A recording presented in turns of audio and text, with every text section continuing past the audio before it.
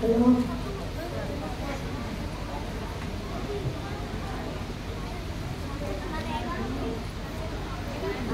মাননীয় সভাপতি, মাননীয় মডারেটর, আমাকে এই বিতর্কের মধ্যে দ্বিতীয়বার বক্তব্য উপস্থাপনের সুযোগ করে দেওয়ার জন্য।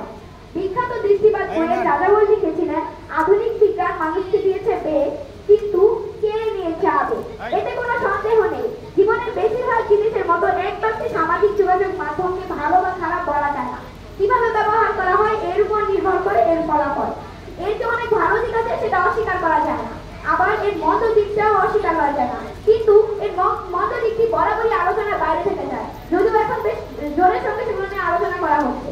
আমার বিপক্ষ দলের বন্ধুগণ যাই বলুক না কেন, যুগান্তর পত্রিকার প্রতিবেদন অনুযায়ী ব্যক্তির সঙ্গে ব্যক্তির যোগাযোগ বৃদ্ধি করার ক্ষেত্রে সামাজিক যোগাযোগ মাধ্যমের ভূমিকাকে অস্বীকার করা কোনো যৌক্তিকতা নেই। কিন্তু যোগাযোগ ও বন্ধন এক নয়, সামাজিক মাধ্যম যোগাযোগ ঘটিয়ে দিচ্ছে, কোনো সন্দেহ নেই। তবে এই যোগাযোগে কোনো বন্ধন সৃষ্টি হচ্ছে না, বরং পারিবারিক আত্মীয়তা ও বন্ধুত্বের সম্পর্কের অবনতি ঘটাচ্ছে। বিচ্ছিন্ন দ্বীপের অধিবাসী যেন প্রত্যেক ব্যক্তি, এক ঘরে থেকেও তারা বিচ্ছিন্ন।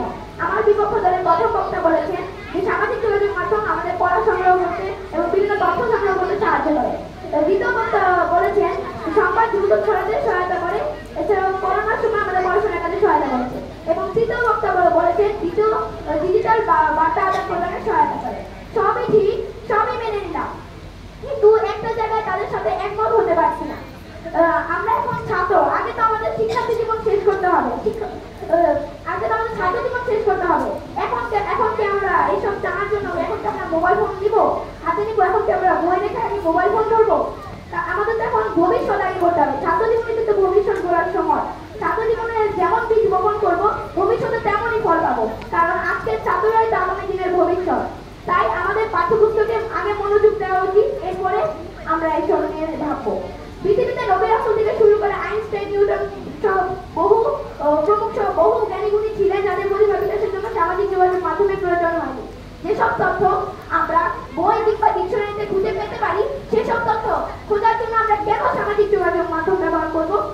এছাড়া আমাদের শিক্ষার্থীরা পাঠ্যবই বিমুখের ফলে নিজেদের গোপনীয়তা ধরে রাখতে পারছে না, সাইবার ক্রাইমে জড়িয়ে পড়ছে, ইন্টারনেটে আসক্ত হচ্ছে, ভুল তথ্য ছড়াচ্ছে, সময়ের অপচয় করছে, পরিবার থেকে দূরত্ব বাড়ছে, স্বাস্থ্য ঝুঁকি বাড়াচ্ছে, নেতিবাচক প্রতিক্রিয়া দেখাচ্ছে, আবার সামাজিক বিচ্ছিন্নতাও সৃষ্টি করছে। তাই বিপক্ষ দলের বন্ধুদের বলবো, কল্পনা করে আপনারা